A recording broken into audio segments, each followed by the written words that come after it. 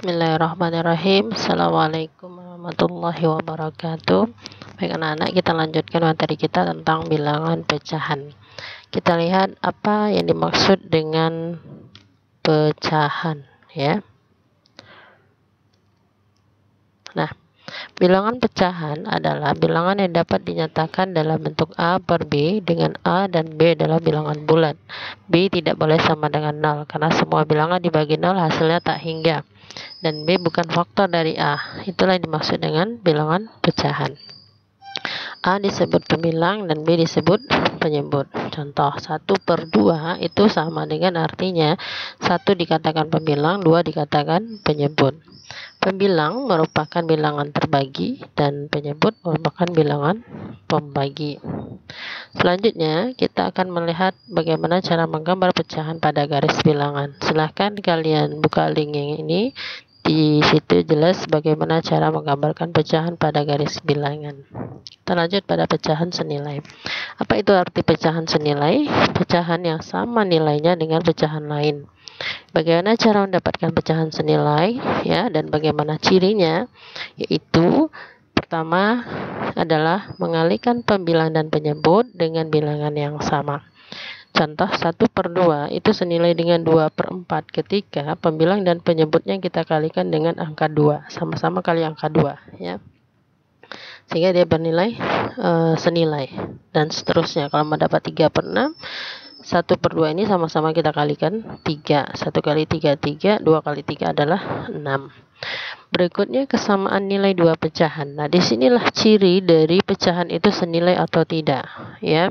Ada ini rumus yang berlaku ketika ada dua buah pecahan, maka berlaku perkalian silang ya, N1 kali D2 N2 kali D1. Contoh 3/7 dan 2/5. Kita bingung apakah ini senilai atau tidak, kita harus buktikan dengan rumus ini.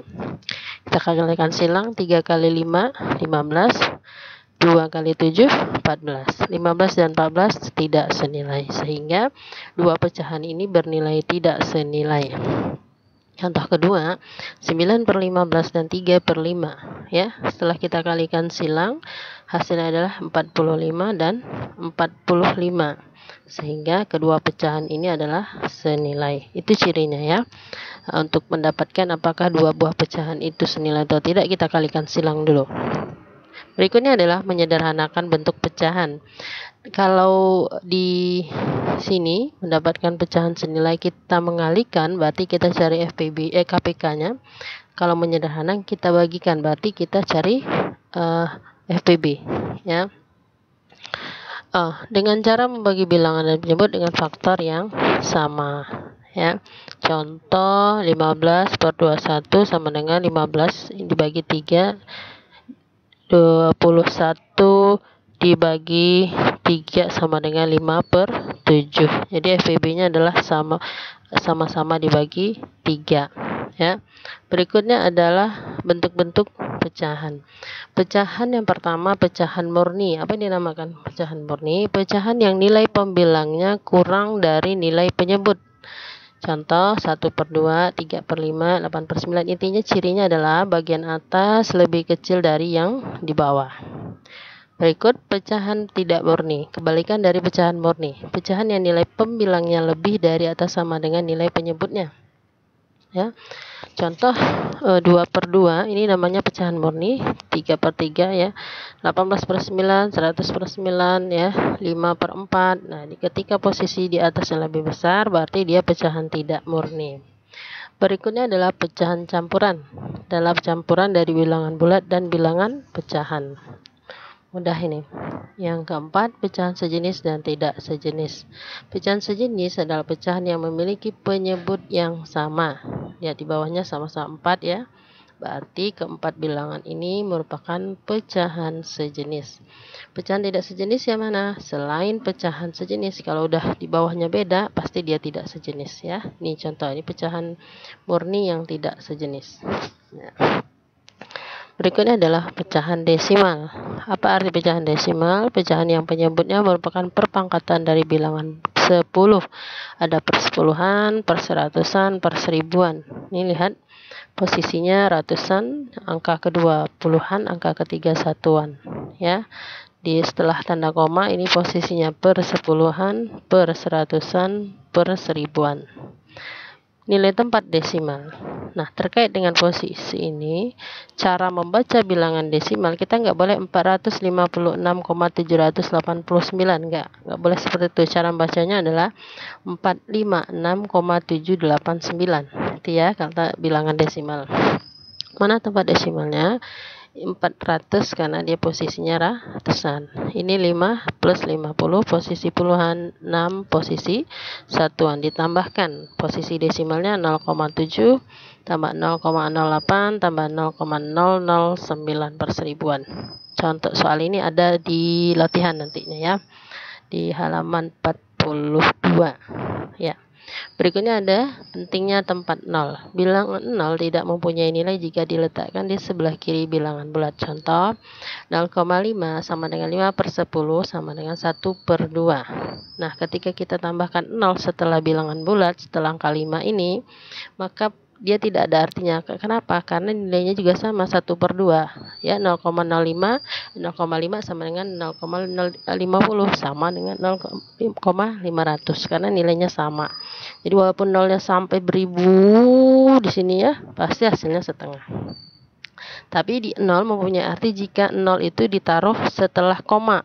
Misalnya 0,05, udah beda dia dengan 0,5. Itu maksudnya. D. Mengubah bilangan desimal. Ada berbagai macam caranya. Lihat di buku halaman 37 sampai dengan 38.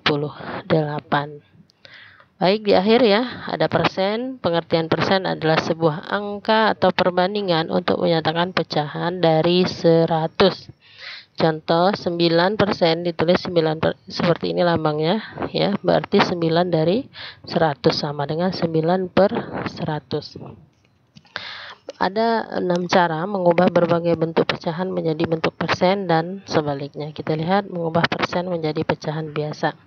Contoh 25% ini kita cari FPB karena kita mau membagi, maka kita cari FPB-nya dari 25 dan 100 itu FPB-nya 25. Sehingga 25 bagi 25 hasilnya 1, 100 bagi 25 hasilnya 4 ya. Persen menjadi pecahan biasa. Contoh 2, 15 1 per 2%. Bagaimana caranya? Kita jadikan dulu pecahan campuran ini jadi pecahan biasa. Kemudian kalikan dengan 1 per 100 ya. Karena persen itu adalah 1 per 100. 31 kali 1, 31, 2 kali 100, 200. Sehingga bentuk pecahannya adalah 31 per 200.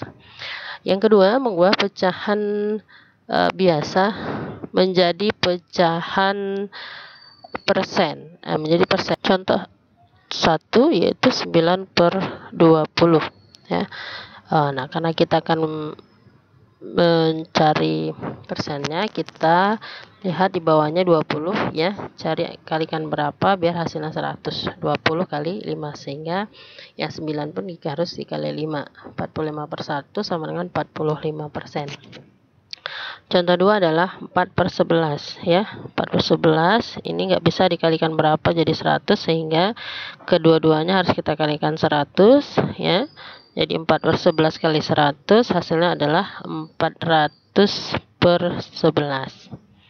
Nah, 400 per 11% ini kita sederhanakan menjadi 400 bagi 11 sehingga 36 4 per 11 gitu caranya. Yang ketiga adalah mengubah persen menjadi desimal, mudah ya. 9 per 100 jadi 0,09. Yang keempat mengubah desimal menjadi persen. 0,023 kalikan 100% sehingga menjadi 2,3%. Yang kelima mengubah persen menjadi perbandingan ya. Setelah persen ini kita dapatkan 1 per 4, maka bentuk perbandingannya adalah 1 berbanding 4. Terakhir adalah mengubah perbandingan menjadi persen, kebalikan ya. Di 2 berbanding 5 bagaimana bentuk persennya? Kita kalikan 100. 2 kali 100, 200 bagi 5 sama dengan 40%. Alhamdulillah selesai materi kita untuk hari ini ya. Silahkan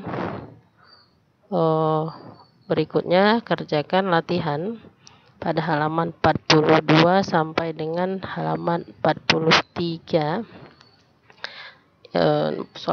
nomor-nomornya sudah ada ya. Barang siapa bersungguh-sungguh pasti akan berhasil. Sesungguhnya samping kesulitan ada kemudahan. Quran surah Al-Insyirah ayat 5-6. Jazakumullah khairan katsir. Afu minkum. Assalamualaikum warahmatullahi wabarakatuh.